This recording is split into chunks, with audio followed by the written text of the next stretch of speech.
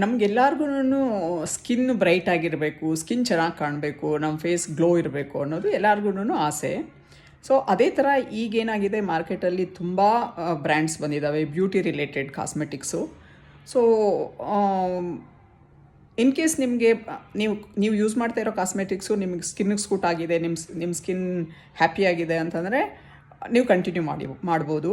ಇಲ್ಲ ಅಂತಂದರೆ ನಮ್ಮಲ್ಲಿ ಏನಾಗುತ್ತೆ ಅಂತಂದರೆ ಸೆನ್ಸಿಟಿವ್ ಸ್ಕಿನ್ ಮತ್ತು ಸೆನ್ಸೊಡೈಸ್ಡ್ ಸ್ಕಿನ್ ಅಂತ ಎರಡು ಥರ ಇರುತ್ತೆ. ಸೊ ನಾರ್ಮಲಾಗಿ ಸೆನ್ಸಿಟಿವ್ ಸ್ಕಿನ್ ಅಂತಂದರೆ ನಾರ್ಮಲಾಗಿ ಬೈ ಬರ್ತ್ ಬಂದಿರೋವಂಥದ್ದು. ಸೆನ್ಸೊಡೈಸ್ಡ್ ಸ್ಕಿನ್ ಅಂತಂದರೆ ನಾವು ಮಾಡ್ಕೊಳ್ಳೋವಂಥದ್ದು.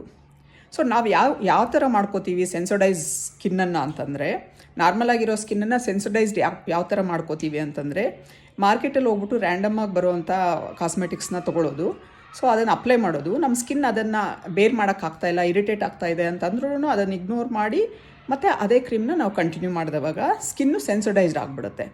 ಸೊ ಅದಕ್ಕೇನೆ ಯಾವಾಗ್ಲೂ ನಿಮ್ಮ ಸ್ಕಿನ್ನು ನೀವು ಯೂಸ್ ಮಾಡ್ತಾ ಇರೋಂಥ ಪ್ರಾಡಕ್ಟ್ನ ಸೂಟ್ ಮಾಡೋಕ್ಕಾಗ್ತಾಯಿಲ್ಲ, ಅದನ್ನು ಬೇರ್ ಮಾಡೋಕ್ಕಾಗ್ತಾಯಿಲ್ಲ ಅಂತಂದರೆ ದಯವಿಟ್ಟು ನೀವು ಆ ಇರಿಟೇಟ್ ಆಗ್ತಾ ಇರೋವಂಥದ್ದು ಪ್ರಾಡಕ್ಟ್ಸ್ನ ಯೂಸ್ ಮಾಡೋದನ್ನು ನಿಲ್ಲಿಸಿ, ಮತ್ತು ಆದಷ್ಟು ಡಾಕ್ಟ್ರ್ ಹತ್ರ ಒಪಿನಿಯನ್ ತೊಗೊಂಡು ಆಮೇಲೆ ಯೂಸ್ ಮಾಡಿ. ಸೊ ಇದರಿಂದ ನಿಮಗೆ ಫರ್ದರ್ ಆಗೋ ಡ್ಯಾಮೇಜನ್ನು ಅವಾಯ್ಡ್ ಮಾಡ್ಬೋದು. ಸೊ ಇದೇ ಥರದ ಕಂಟೆಂಟ್ಸೊಂದಿಗೆ ನಾನು ಮತ್ತೆ ಬರ್ತೀನಿ.